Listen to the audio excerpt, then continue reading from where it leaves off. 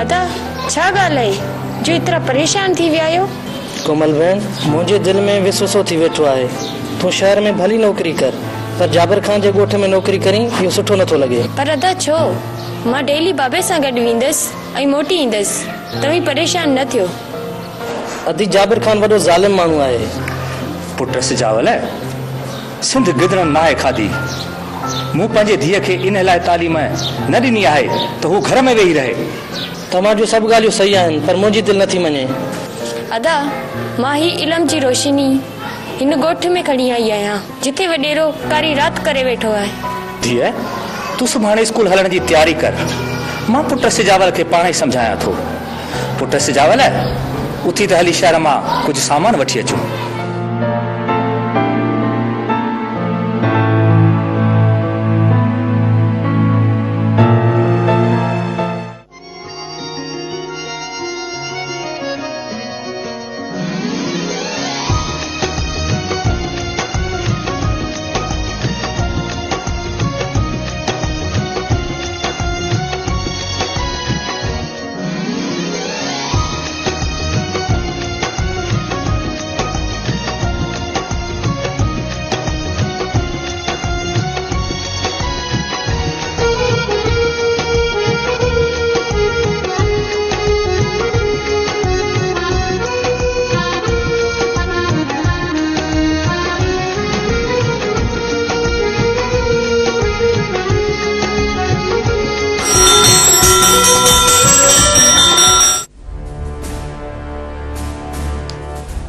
बोतार जी बादशाह जो खैर।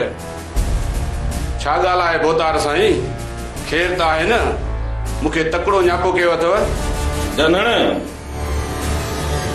अॼु ताईं कंहिं बि माण्हू में इहा जुरत न थी जो मुंहिंजे अॻियां घाटो मथे करे ॻाल्हाए सघे। हिकु टके जो मास्टर मूंखे अखियूं थो ॾेखारे ऐं मुंहिंजे खिलाफ़ वधे तो जलसा ऐं जुलूस कंदो।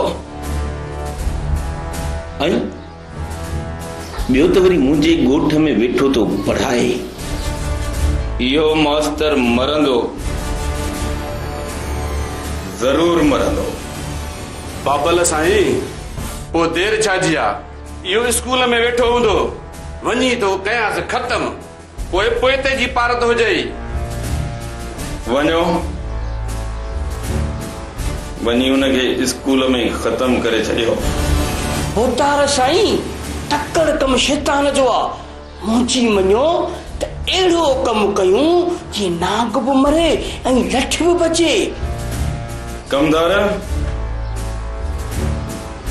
तूं आख़िर चवण छा थो चाहीं? बोतार, इहा जेका मास्तराणी आहे न, शहज़ादी ते शहज़ादी, ऐं वॾेरी खे मुंहं ते हिक आंदा साल थी विया आहिनि। मां थो